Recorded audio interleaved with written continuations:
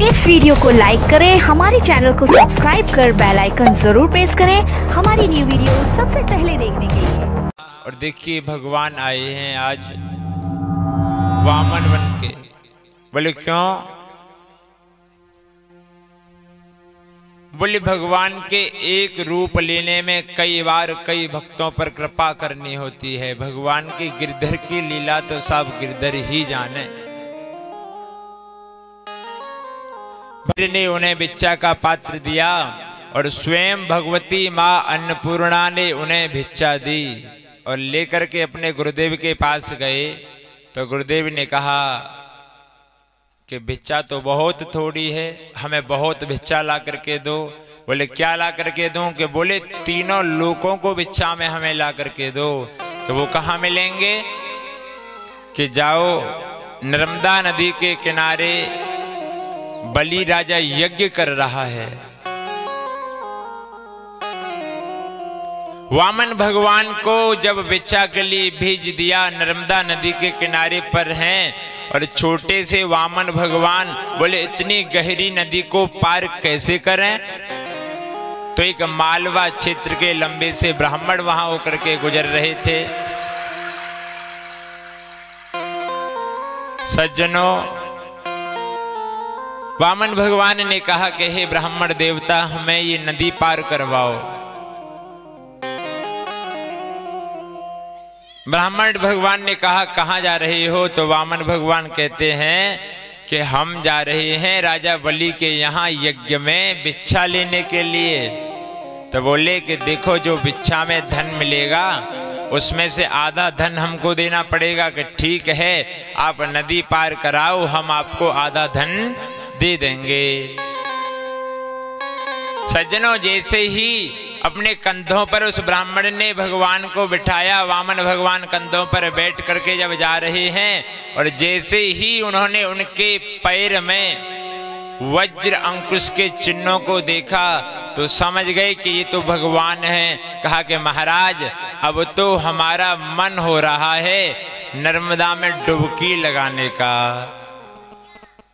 अब तो मन कर रहा है कि हम डुबकी लगाएंगे। वामन भगवान बोले अरे ब्राह्मण देवता, हमको पार तो करवा दो, हमें पार करा दो, फिर आप डुबकी लगा लेना। तब वामन भगवान से वह ब्राह्मण बोला कि प्रभु, पहले आप हमें पार लगाओ तब हम आपको पार लगाएंगे। बोले हम तुम्हें पार लगावे? कि हाँ। भगवान ने समझा कि ये तो पहचान गया तो उन्होंने कहा ठीक है, जाओ तुम्हें पार कर दिया। नर्मदा नदी पार करने के बाद में भगवान ने कहा कि अरे भैया आदि भिक्षा तो लेते जाओ। तब कहते हैं कि नहीं प्रभु, अब तो हमने भिक्षा ग्रहण कर ली। और जैसे ही राजा बलि के यज्ञ मंडप के बाहर वामन भगवान पहुंचे, ऐसा प्रतीत हो रहा है कि साक्षात सूर्य आ रहा है। बलि ने जैसे ही देखा यज्ञ मंडप से खड़े हो गए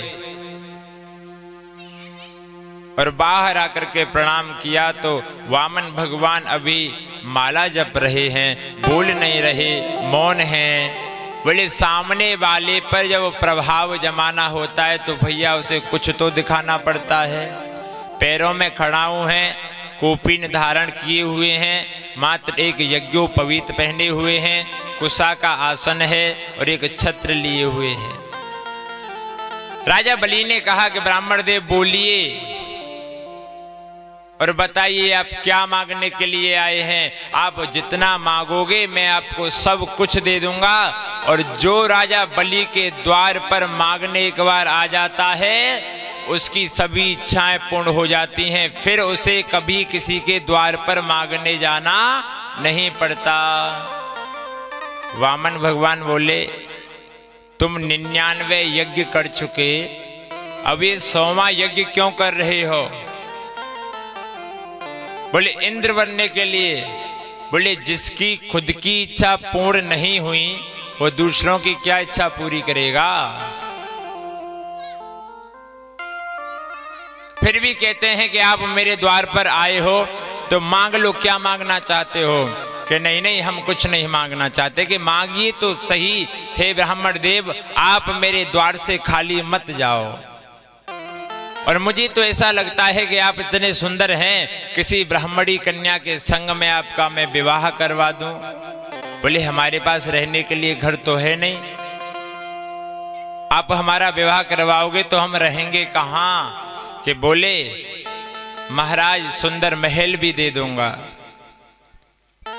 कि अच्छा ठीक है, आप विवाह करा दोगे, महल दे दोगे, उसके बाद में हमारे बच्चे भी पैदा होंगे? कि हाँ बालक तो होंगे। कि बोले बालकों के पढ़ने लिखने की व्यवस्था? कि बोले वो हमारा विद्यालय है ना। कि ठीक है। तब कहते हैं वामन भगवान के भैया एक बात बताओ, एकाध बालक मर भी जाएगा? कि हाँ। तो रोएगा कौन? बोले महाराज बालक तुम्हारे मरेंगे तो रोना भी तुमको ही पड़ेगा। बोले ऐसा काम हम क्यों करें जिससे हमें रोना पड़े? कि फिर भी आप कुछ ना कुछ तो मांग लो। बार बार हट कर रहे हैं, कह रहे हैं कि अरे आपके तो दादा परदादा बड़े दानी हुए हैं, बहुत बड़े बड़े दानी। कि अरे दानियों हमारे दादा परदादा की गाथा गाते हो और मांगते हो क्या? बोले 3 पग भूमि दान में दे दो। कि मांगते हो केवल 3 पग भूमि? कि ठीक है, हम लंबा चौड़ा सा ब्राह्मण बुलवा करके तुम्हारे लिए 3 पग भूमि नपवा देंगे।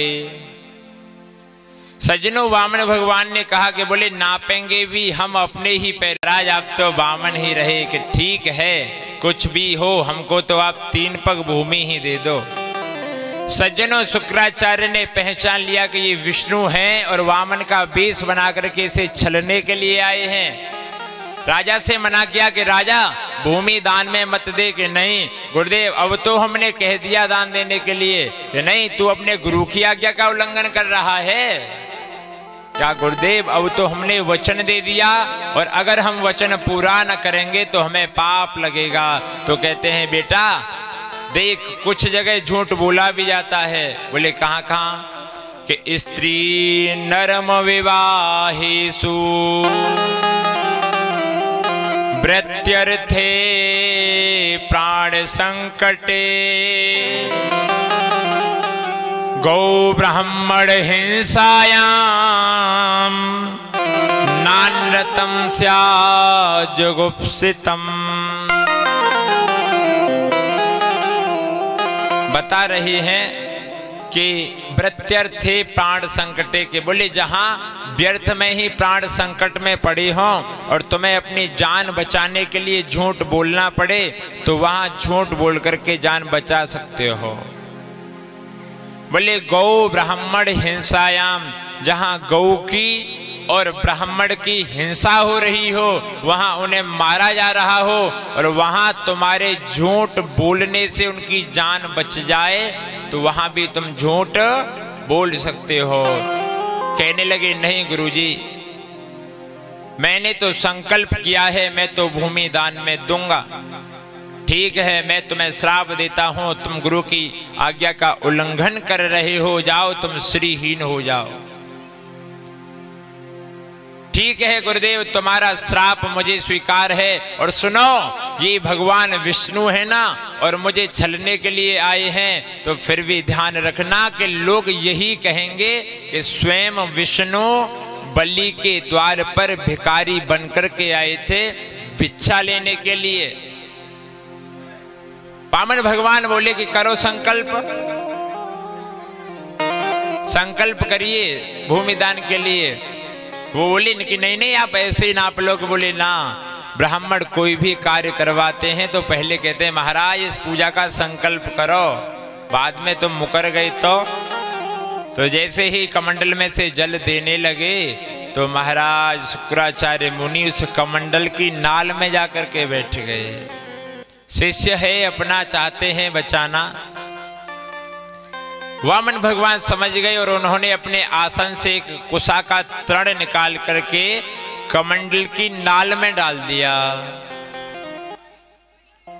सज्जनों, महात्मा शुक्राचार्य का एक नेत्र फूट गया।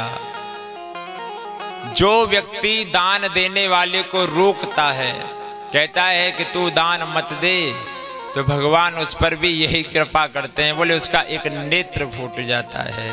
वो कहने लगे शुक्राचार्य मुनि कि देता है कोई लेता